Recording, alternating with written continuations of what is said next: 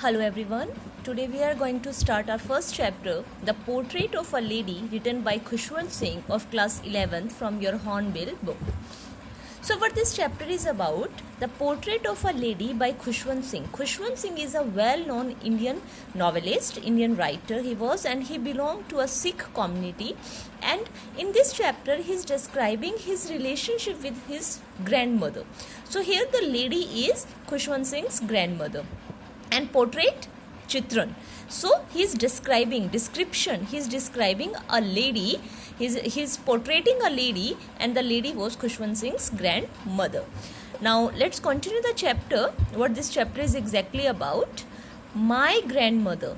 Who is my here? My is Khushwant Singh. Like everybody's grandmother was an old woman. तो यहाँ पे खुशवंत सिंह हमें बता रहे हैं कि जो मेरी ग्रैंड मदर है वो बाकी सबकी ग्रैंड मदर की तरह एक बहुत ही ओल्ड वुमेन थी. She had been old and wrinkled for the 20 years that I had known her. और कहते हैं वो इस तरह की ओल्ड, और उनका फेस जो है वो रिंकल्ड फेस है, झुर्रियाँ उनके चेहरे पे पड़ी हुई हैं. वो कम से कम 20 ईयर्स से मैं उनको ऐसा ही देख रहा हूँ, मैं उनको 20 ईयर्स से जानता हूँ. तो यहाँ पे हम थोड़ा एक्सपेक्ट कर सकते हैं कि 20 years could be the age of Khushwant Singh at that time. People said that she had once been young and pretty. कहते हैं लोग जो उनकी एज के हैं, जो ग्रैंड मदर को काफ़ी सालों से जानते हैं, वो बताते हैं कि ग्रैंड मदर अपने टाइम में काफ़ी young and pretty, she was extremely beautiful and had even had a husband, but that was hard to believe. और कहते जब इस तरीके की बातें हमें किसी से सुनने को मिलती है कि हमारी ग्रैंड मदर अपने टाइम पे बहुत यंग एंड प्रीटी थी, तो हमें ये चीज़ें बहुत अजीब लगती हैं, बिलीव नहीं होता, क्योंकि काफ़ी सालों से 20 ईयर्स से हम उनको इसी तरीके से ओल्ड और रिंकल्ड फेस में देख रहे हैं. सो ये एज्यूम करना भी हमें थोड़ा सा प्रॉब्लमेटिक लगता है. My grandfather's portrait hung about the mantelpiece in the drawing room. और ये अपने इंडियन ट्रेडिशन में होता है ना बेटा, ड्राइंग रूम में क्या है, उनके ग्रैंड फादर की फोटो लगाई हुई है, who is no more now. He wore a big turban, और उन्होंने पगड़ी पहनी हुई है. टर्बन, जैसा मैंने आपको बताया, सिख कम्युनिटी से बिलोंग करते हैं, तो उन्होंने एक सिख स्टाइल की जो टर्बन थी वो पहनी हुई थी. एंड लूज फिटिंग क्लोथ्स, और काफ़ी लूज फिटेड क्लोथ्स उन्होंने पहने हुए हैं. हम यहाँ पे कुर्ता पजामा भी एज्यूम करके चल सकते हैं. His long white beard covered the best part of his chest, और उनकी बियर्ड जो वाइट कलर की थी वो इतनी बड़ी थी कि उनके चेस्ट तक वो कवर कर रही थी, यानी कि टिपिकल एक सिख मैन हम यहाँ पे एज्यूम कर रहे हैं. And he looked at least 100 years old, और उस फोटो को ग्रैंड फादर की फ़ोटो को देखकर हमें ऐसा लगता है जैसे कम से कम वो 100 ईयर ओल्ड उस टाइम थे. उस फोटो में वो इतने ज़्यादा एजिड लग रहे हैं. He didn't look like the sort of person who would have a wife or children. कहते हैं वो सिर्फ ऐसे नहीं लग रहे थे कि ये एक ऐसा इंसान है जिसकी वाइफ है और बच्चे हैं. किस सेंस में वो कहना चाह रहा है वो देखो. He looked as if he could only have loads and loads of grandchildren, यानी कि उनकी एज उस फोटो में 100 ईयर्स, मतलब इतने वो बूढ़े लग रहे हैं जैसे उनके loads and loads of grandchildren होंगे. He looked as if he could only have loads and loads grandchildren. As for my grandmother being young and pretty, the thought was almost revolting. और कहता है ये जो थॉट है, जैसे कि बताया जाता है कि मेरी ग्रैंड मदर अपने टाइम में काफ़ी यंग एंड प्रीटी थी. ऑन द अदर हैंड अगर ग्रैंड फादर को देखते हैं तो ऐसे लगते हैं कि वो इतने ज़्यादा एजिड हैं जैसे उनके loads and loads of grand children हो. सो ये जो थॉट था ये ऑलमोस्ट रिवॉल्टिंग था, हार्ड टू बिलीव था. She often told us of the game she used to play as a child. अब यहाँ पे वो अपने रिलेशनशिप के बारे में हमें बताएगा बच्चों. जो ग्रैंड मदर थी वो क्या करती थी, वो बताती थी कि अपने चाइल्डहुड में वो कौन कौन से गेम खेला करते थे. ऐसा हमारे साथ भी होता है ना, हमारे ग्रैंड पेरेंट्स हमें बताते हैं कैसे कैसे स्टेपू है, कोई और गेम है, किस तरीके से वो अपना पास टाइम करते थे, कौन कौन से गेम वो खेलते थे. That seems quite absurd and undignified on her part, and we treated it like the fables of the prophet she used to tell us. और कहते हैं अब दादी जो इतनी बूढ़ी हो चुकी हैं, बैंड है, रिंकल फेस है, वो इतने एनर्जेटिक गेम्स के बारे में जब हमें बताती हैं तो हमें थोड़ा सा अनडिग्निफाइड लगता है, और हमें ऐसा लगता है जैसे कोई वो कहानी, कोई फेबल्स, कोई परियों की कहानी वो हमें सुना रही हो. यानी कि बच्चे उनकी बातों को सुनते ज़रूर हैं, बड़े ध्यान से सुनते हैं जब वो सारी बातें बताती है, but that is hard to believe. She had always been short and fat and slightly bent. अब देखो बेटा यहाँ पे बताया गया कि वो शॉर्ट हार्टेड है, थोड़ी वो हेल्दी है और स्लाइटली बेंट है, यानी कि उनकी जो कमर है वो थोड़ी सी झुकी हुई है। आपने भी ऐसे ओल्ड एजेड पर्सन कुछ देखे होंगे जिनकी जो बैक है वो थोड़ी सी बेंट हो जाती है एज की वजह से। Her face was a criss cross of wrinkles running from everywhere to everywhere. और वो पहले भी बता चुके हैं कि उनके फेस पे काफ़ी रिंकल्स है, और जो रिंकल्स है ना वो बिल्कुल ऐसे क्रिस क्रॉस फॉर्म में है और पूरे चेहरे पे झुर्रियाँ पड़ी हुई हैं। Now we were certain she had always been as we had known her old, so terribly old that she could not have grow older। और कहते हैं कि हम हमेशा से ही, हमें ऐसा लगता है कि दादी हमेशा से ही इतनी बूढ़ी होंगी, और वो बिल्कुल एक फिक्स एज पे हमें लग रही है, ना वो इससे ज़्यादा बूढ़ी हो रही है और ना उनको यंग हम एज्यूम कर पा रहे हैं। And had stayed at the same age for 20 years. और ऐसा लग रहा है मानो 20 ईयर्स से बिल्कुल वो अपनी उसी सेम एज पे रुकी हुई है। She could never have been pretty. कहते नहीं, ऐसा तो मैं सोच भी नहीं सकता। She could never have been pretty but she was always beautiful. Now see the playing with words, she could never have been pretty but she was always beautiful. कहते प्रिटी एज्यूम नहीं कर सकता, but yes she is beautiful. Beautiful by heart, by nature. Pretty is only the physical appearance. She hobbled about the house in spotless white with one hand resting on her waist to balance her stoop and the other telling the beads of her rosary। तो बेटा यहाँ पे बताया गया है कि जो grand mother है वो क्या करती हैं, धीरे धीरे स्लोली पूरे घर में वो घूमती रहती हैं, और वो क्या करती है, स्पॉटलेस वाइट, वो वाइट कलर के कपड़े पहनती हैं, बिल्कुल स्पॉटलेस वाइट। ऐसा आप एज्यूम करके भी चल सकते हो, बिल्कुल शाइनिंग वाइट। जो विडो लेडीज़ पहले हुआ करती थी वो बिल्कुल स्पॉटलेस वाइट कपड़े पहनती थी, तो उन्होंने वही पहना हुआ है। One hand resting on her waist, एक उन्होंने कमर पे हाथ रखती थी अपना बैलेंस बनाने के लिए। The other telling the beads of her rosary, और दूसरे हाथ से वो हमेशा माला जपती रहती थी, यानी कि प्रेयर करती रहती थी। Her silver locks were scattered untidily over her pale, puckered face and her lips constantly moved in inaudible prayers। Inaudible जो हमें सुनाई ना दे, बट यस हमें लिपसिंग से पता चले कि that she is praying।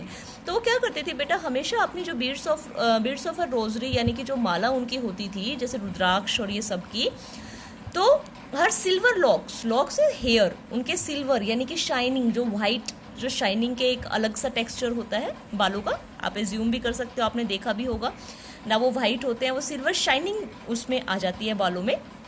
और जो बहुत एजड लोग होते हैं उनके इस तरीके के बाल नज़र आते हैं। तो वो क्या होते थे, अनटाइटली ओवर हर पेल पकर्ड फेस, जो मुरझाया हुआ उनका रिंकल्ड फेस था, उस पर थोड़े बहुत बाल इधर उधर गिरे हुए होते थे, और उनकी जो लिप्स थी वो हमेशा जो थे वो हमेशा इनऑडिबल प्रेयर्स, यानी कि हमेशा प्रेयर में बिजी रहते थे। यहाँ से हमें पता चलता है कि जो ग्रैंड मदर है वो काफ़ी रिलीजियस लेडी थी, जो प्रेयर में काफ़ी बिलीव करती थी। Yes she was beautiful. कहते येस वो बहुत ब्यूटिफुल थी। She was like the winter landscape in the mountains and expanse of pure white serenity breathing peace and containment.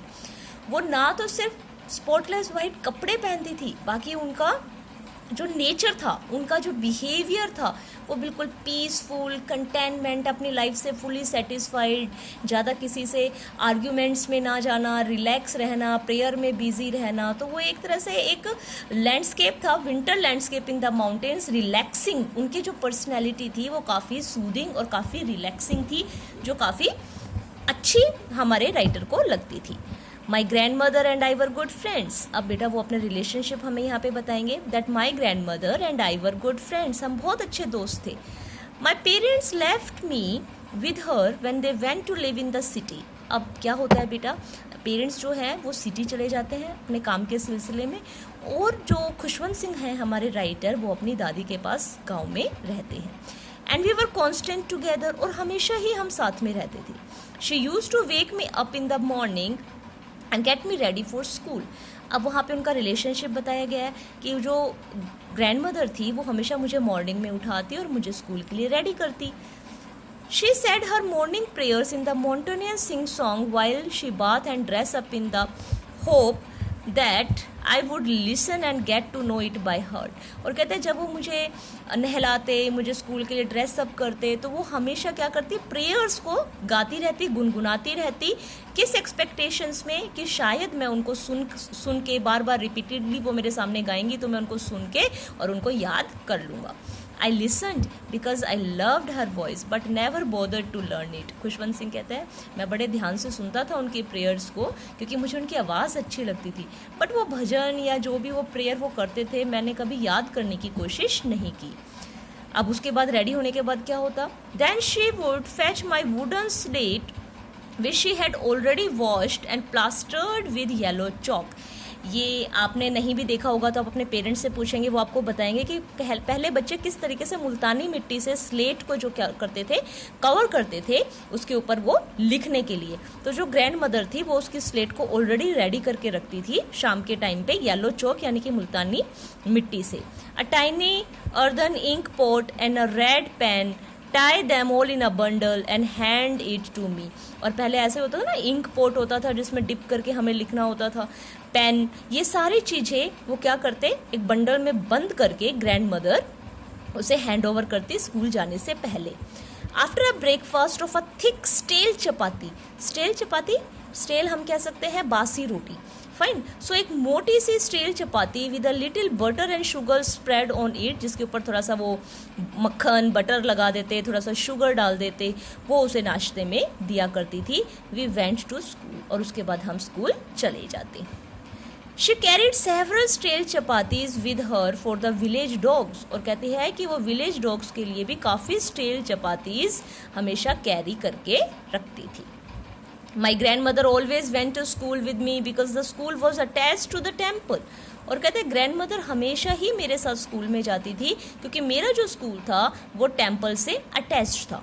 While the children sat in the row on either side of the veranda singing the alphabet or the prayer in chorus all together, my grandmother sat inside reading the scriptures। When we had both finished, we would walk back together। और कहते हैं जब तक मैं वहाँ prayer करता, अपना पढ़ाई करता, जब तक मेरी ग्रैंड मदर क्या करती, पास के टेम्पल पे बैठ के अपने भजन कीर्तन करती, स्क्रिप्चर्स को पढ़ती, और जब स्कूल ख़त्म हो जाता तो हम दोनों साथ में आते। इससे ये पता चलता है कि किस तरीके से जो नरेटर था वो ऑलमोस्ट 24 आवर्स अपनी ग्रैंड मदर के साथ ही रहता था। This time the village dogs would meet us to the temple door. और कहता है अब यू रिमेंबर ना, वो स्टेल चपातीज डॉग्स के लिए भी साथ में लेकर जाती थी। जब वो वापस आने होते तो बहुत सारे डॉग्स जो थे वो उसको डोर पे मिलते।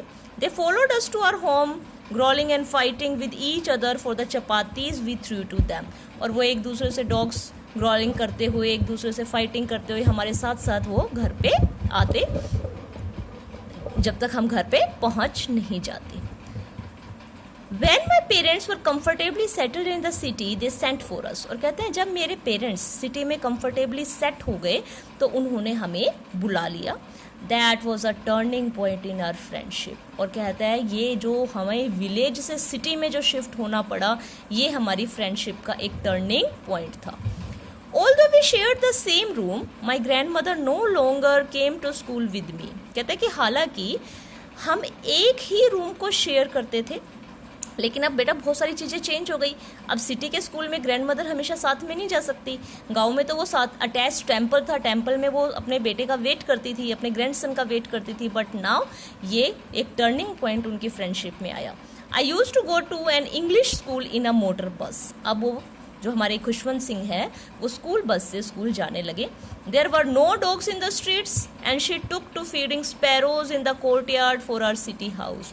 अब बेटा सिटी में डॉग्स भी नहीं थे जिनको वो स्टील चपातीज डाल पाए, और जो ग्रैंड मदर थी she was habitual of doing all these things. Then what she decided, उसने स्पैरोज को अपने ही घर के आंगन में स्पैरोज को क्रम्स डालने शुरू किए, यानी कि डॉग्स की बजाय स्पैरोज को फीड करना स्टार्ट किया।